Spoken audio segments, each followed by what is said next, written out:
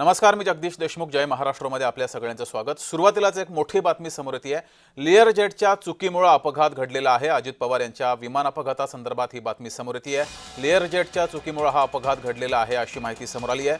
नागरी हवाई वाहतूक महासंचालकांनी हा निष्कर्ष काढलाय.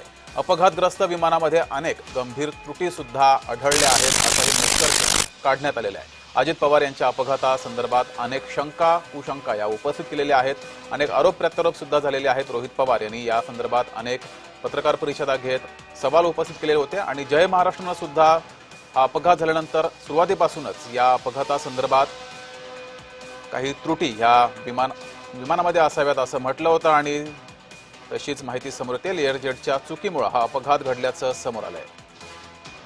अधिक माहिती घेऊया. आपले प्रतिनिधी ज्योत्स्ना गंगणे आपल्या सोबत जोडलेले आहेत. ज्योत्स्ना, अगदी बरोबर आहे जगदीश. आपण बघतोय की आतापर्यंत ज्या प्राथमिक अहवालाची अख्खा महाराष्ट्र जो आहे तो वाट बघत होता की अजित पवार यांचा अपघात नेमका कशामुळे झाला. त्याचा प्राथमिक अहवाल जो आहे तो डीजीसीएने जारी केलेला आहे आणि डीजीसीएने जारी केलेल्या प्राथमिक अहवालामध्ये त्यांनी 4 महत्वाच्या त्रुटी ज्या आहेत त्या विमानामध्ये असल्याचं सांगितलंय. एक म्हणजे लेअरजेट 4 जे विमान आहे ज्याच्यामध्ये अजित पवार स्वतः बसले होते, त्या कंपनीचं लेअरजेट 4 जी विमानं होती ती उड्डाणं थांबवण्याचा निर्णय जो आहे तसा आदेश जो आहे तो डीजीसीए कडनं देण्यात आलेला आहे.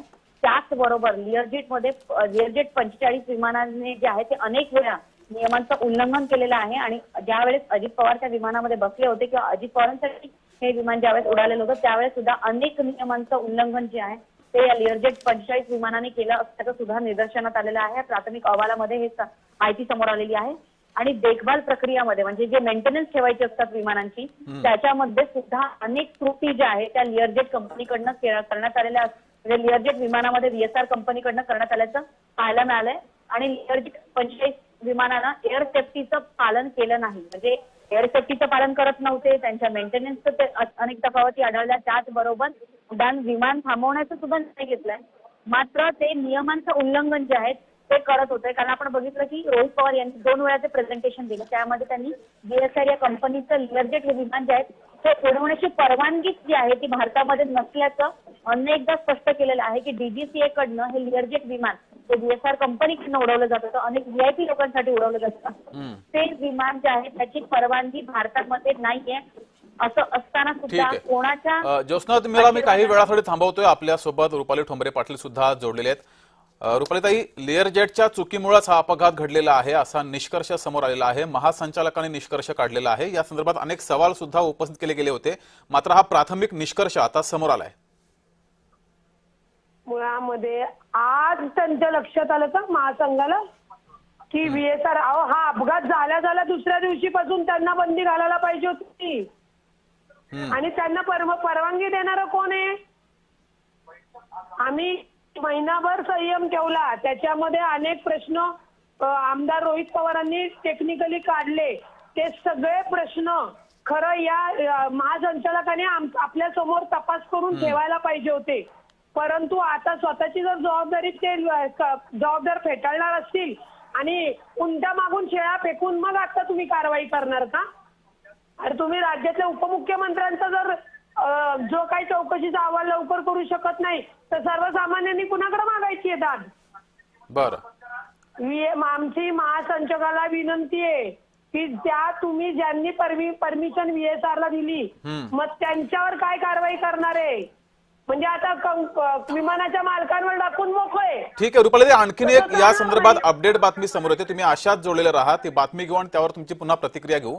अजित पवार यांच्या विमान अपघाताबाबत धक्कादायक बातमी समोर येते. खराब देखभालीमुळे बारामती विमान अपघात झालेला आहे. लेअरजेट कंपनीच्या 45 विमानांमध्ये हवाई सुरक्षा मानकांकडे दुर्लक्ष केलेलं आहे. लेअरजेटच्या 4 विमानांचं उड्डाण थांबवण्याचा निर्णय हा घेण्यात आलाय.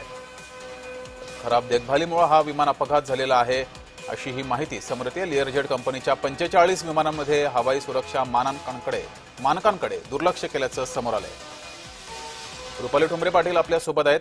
रुपालीताई, सुरक्षा व्यवस्थेच्या दृष्टिकोनातून कुठलीही काळजी घेतली गेली नाही. देखभाली संदर्भात बारामती विमान अपघात हा खराब देखभालीमुळे झाल्याचं समोर आलं आणि महत्वाचं म्हणजे एकच नाही तर 45 विमानांमध्ये ही हवाई सुरक्षा नसल्याचं समोर आलंय. VIP, VVIP व्यक्ती या विमानानं प्रवास करत असतात, तर इतकं दुर्लक्ष कसं होऊ शकतं?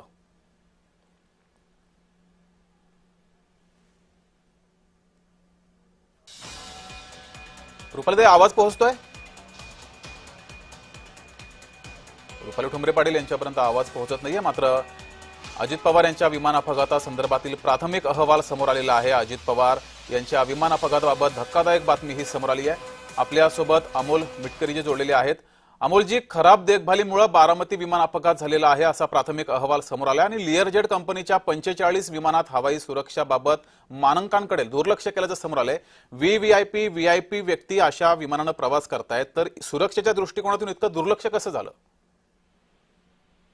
हे जाणीवपूर्वक दुर्लक्ष केलं गेलं. या व्हीएसआर कंपनीच्या माध्यमातून डीजीसीएला माननीय उपमुख्यमंत्री अजितदादांचा घातपात घडून आणायचा होता. आमदार रोहित पवारांनी ज्या पद्धतीनं महाराष्ट्रामध्ये आणि दिल्लीमध्ये पत्रकार परिषदा घेऊन या डीजीसीएचा खरा चेहरा मोहरा महाराष्ट्राच्या समोर आणला होता, त्यात तथ्य आहे हे यावरून स्पष्ट होताना दिसते आहे. व्हीएसआर कंपनी ही दोषी आहेच, पण या डीजीसीए कंपनी हा त्या हत्येचा मास्टर माइंड आहे. कारण डीजीसीएच्या परवानगीशिवाय व्हीएसआर कंपनीचे विमानं उडू शकत नाहीत किंवा कुठलेच विमानं उडू शकत नाहीत. आम्ही डीजीसीएला पहिल्या दिवसांपासून विचारतोय की अजितदादा देवगिरीवरून विमानतळावर गेले, त्या विमानतळावरून व्हीएसआर कंपनीच्या विमानात बसण्यापर्यंतचं सीसीटीव्ही फुटेज आणि त्या विमानावर जे यांनी पायलट नेमले होते साहिल मदन आणि यश, या लोकांची आत्ताची असलेली अनुपस्थिती हे कुठं आहेत, कोणा ट्रॅफिकमध्ये अडले, यांना का वेळेवर पाठवल्या गेलं नाही, नादुरुस्त विमान कसं दिलं गेलं. त्यामुळे व्हीएसआरला वाचवण्याचा प्रयत्न डीजीसीएनी केला आणि आता डीजीसीएला महाराष्ट्र जाब विचारेल त्यांच्या ते अंगावर येत होतं, म्हणून त्यांनी आपल्या अंगावरचं पांघरून जे आहे ते व्हीएसआर कंपनीवर ढकललेलं आहे. आणि त्यांनी हे कबूल केलं की नादुरुस्त विमानं होती. अरे भामट्यांनो, तुमच्या आता कबूल करताय तुम्ही 1 महिन्यानंतर, काय लाज वाटते का नाही? आणि याच्यानंतर 1 महिन्यानंतर कबूल केला, तुम्ही सांगता स्पष्टपणे की आता ते विमानं नादुरुस्त होते. माणूस गेलाय ना, अजितदादा गेले, त्याची भरपाई कोण करून देणार? त्यामुळे ही चूक व्हीएसआर कंपनीची म्हणता येणार नाही. जितकी व्हीएसआर कंपनी दोषी आहे त्यापेक्षा अधिक दोषी डीजीसीए आहे.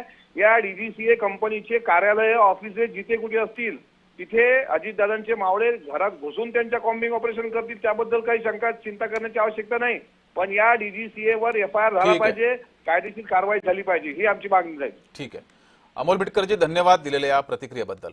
आपल्यासोबत भाजपाचे प्रवक्ते अजित चव्हाण हे सुद्धा जोडलेले आहेत. अजितजी, अजित पवार यांच्या अपघातासंदर्भातील प्राथमिक अहवाल समोर आलेला आहे आणि यामध्ये खराब देखभालीमुळे बारामती विमान अपघात झाला असं म्हटलं गेलंय आणि लिअरजेट कंपनीच्या 45 विमानात हवाई सुरक्षा मानकांकडे दुर्लक्ष केलं असं म्हटलं गेलंय. सवाल तोच आहे की इतक्या मोठ्या व्यक्ती, व्हीव्हीआयपी किंवा उपमुख्यमंत्री, मुख्यमंत्री असे अनेक जण, राजकीय नेते अशा विमानाने प्रवास करतायत आणि असं असताना या विमान सुरक्षेकडे दुर्लक्ष कसं होऊ शकतं? आपल्याला आठवत असेल, माननीय अजितदादांचा अपघात झाल्यानंतर सर्वप्रथम या विषयामध्ये या कंपनीच्या मालकाला आधी अटक करा असं मी म्हणालो होतो. या कंपनीची माहिती घेतल्यानंतर एकूणच ज्या पद्धतीनं या कंपनीचं संचलन होत होतं आणि ज्या विमानाचा आधी 2-3 वेळा अपघात झालेला आहे, असं विमान अजितदादांच्या वापराकरता दिलं गेलं होतं.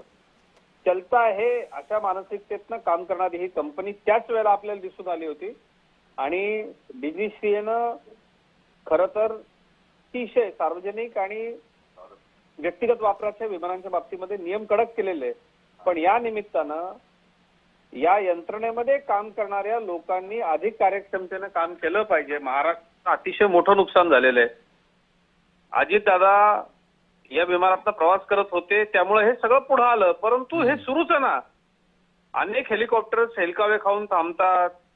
या विमान कंपन्यांची जी विमानं आहेत ही विमानं अनेक व्हीव्हीआयपी वापरत असतात. त्यामुळे हे अतिशय संतापजनक आहे, दुःखद आहे. मात्र अजितजी, ही जबाबदारी नेमकी कोणाची आहे? जर राजकीय नेते अशा विमानांना प्रवास करत असतील तर सुरक्षेच्या दृष्टिकोनातून जबाबदारी नेमकी कोणाची आहे? असं आहे की या सगळ्यामध्ये डीजीसीए ही याची ऑपरेटिंग ऑथॉरिटी आहे आणि याच्यामध्ये बघा, एक आपल्याला मी सांगतो की टेक्निकली फिट आणि प्रत्यक्षात फिट जसं गाडीचं आहे तसंच विमानाचंही असू शकतं ना. या सगळ्यामध्ये कागदोपत्री आपल्याला जर एखादी गोष्टी सुरक्षित वाटत असली तर ती खरोखर आहे का? की ज्या यंत्रणेनं या परवानग्या दिलेल्या आहेत त्या परवानग्या नक्की नीट आहेत का? याच्यावरती एखादी आणखी ऑथॉरिटी डीजीसीएनं काहीतरी नेमली पाहिजे, जी डेली मॉनिटरिंग करेल आणि अशा पद्धतीनं चार्टर्ड हेलिकॉप्टर्स यांची सद्य परिस्थिती काय आहे हे वापरकर्त्याला जाणून घेता येईल आणि हा थेट जीवाचा धोका आहे. त्यामुळं निश्चितच हे अतिशय धक्कादायक आहे. अपघात झाल्या मी पहिल्यांदा या कंपनीवर कारवाई करा असं जे म्हटलं होतं ते ठीक आहे. डीजीसीएच्या तपासातूनही पुढे आलेलं आहे. ठीक आहे. अजित चव्हाणजी, धन्यवाद दिलेले या प्रतिक्रियेबद्दल. आभारी. आपल्यासोबत पवार गटाचे प्रदेशाध्यक्ष शशिकांत शिंदेजी जोडलेले आहेत. शशिकांतजी, अजित पवार यांच्या अपघातासंदर्भात प्राथमिक अहवाल समोर आला आणि यामध्ये विमान कंपनीच्या सुरक्षेबाबत अनेक त्रुटी समोर आलेल्या आहेत. मात्र सवाल हा आहे की त्रुटी आता समोर आलेल्या आहेत, कारवाई सुद्धा होईल, मात्र अजित पवार यांचा मृत्यू झालेला आहे या विमान अपघातामध्ये, दुर्लक्ष झालेलं आहे या सर्व सुरक्षेच्या बाबतीमध्ये. तुमचं यावर म्हणणं काय आहे? किती संतापजनक आहे हे? मी या संदर्भामध्ये रोहित पवार जे सातत्याने अगदी बोलतायत त्यांच्यावर टीका केली गेली, परंतु त्यांच्या पोटतिडीक त्यांची ती होती की या संदर्भामधल्या त्रुटी ते सातत्याने दाखवत आहेत. सरकारने सांगितलं सीबीआय चौकशी करतो. आता कंपनीने सांगितलंय अहवालामध्ये त्रुटी दाखवलेल्या आहेत. मी 2 उदाहरणं साधी सांगतो, 2 उदाहरणं. एअर इंडियाच्या बाबतीमध्ये सुद्धा त्यांची विमानं जुनी आहेत म्हणून कारवाई करण्याच्या बाबतीमधला निर्णय घेतला गेला. एअर इंडियाची बरीच विमानं बंद केली. त्यानंतर इंडिगोच्या बाबतीमध्ये वैमानिकांनी किती तास ड्युटी करावी याच्या संदर्भात नियमावली केली गेली. अख्खा देश इंडिगोच्या या विमानाच्या असलेल्या याच्यातून प्रवाशांचे हाल झाले. ही काही दिवसापूर्वीचीच गोष्ट आहे. तिसरा मुद्दा, आज सकाळी सुद्धा बँगलोरला का कुठे गेले त्या विमानाचा अपघात झाला, 6 जण गेली. मला एक सांगायला दुसरा गोष्ट आहे, आरटीओ मध्ये आपण बघूया. आरटीओ 15 वर्षाच्या गाड्या असतील किंवा गाड्या रिन्युएशनला, लायसन रिन्युएशनला किंवा गाड्या जेव्हा आपण हे करायला जातो तेव्हा आरटीओ संपूर्ण त्याची टेस्ट घेते आणि मग त्याला एनओसी देते. इथे ही सिस्टीम आहे का नाही याचा आता पहिले शोध घ्यावा लागेल. शशिकांतजी, दोषी कोण आहे मग यामध्ये? कारण अजित पवारांसारखा एक मोठा जीव गेलेला आहे. केंद्रीय आता मग रोहित पवार म्हणतात केंद्रीय मंत्र्यांचा राजीनामा. मग आमचं म्हणणंच आहे की परवानगी देणे, एखादी घटना घेतली की त्या खात्याच्या मंत्र्यांचा राजीनामा मागतो आपण. हा खून आहे. माझं आता स्पष्ट म्हणणं आहे, या खून झाल्या आहे. जर या मृत्यूला कोण जबाबदार घेणार नव्हता, एक महाराष्ट्राचा नेता गेला, त्यांचा खेळ होतो.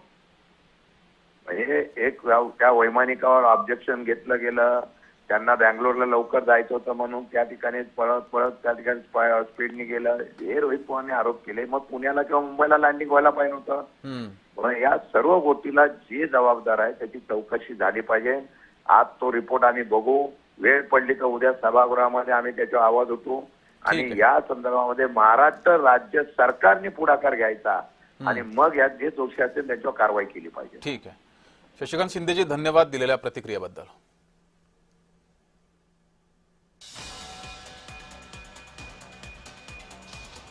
तर खराब देखभालीमुळे बारामती विमान अपघात झालेला आहे असा प्राथमिक अहवाल समोर आलेला आहे. व्हीएसआर कंपनीच्या विमानांमध्ये त्रुटी असल्याचं सुद्धा समोर आलंय.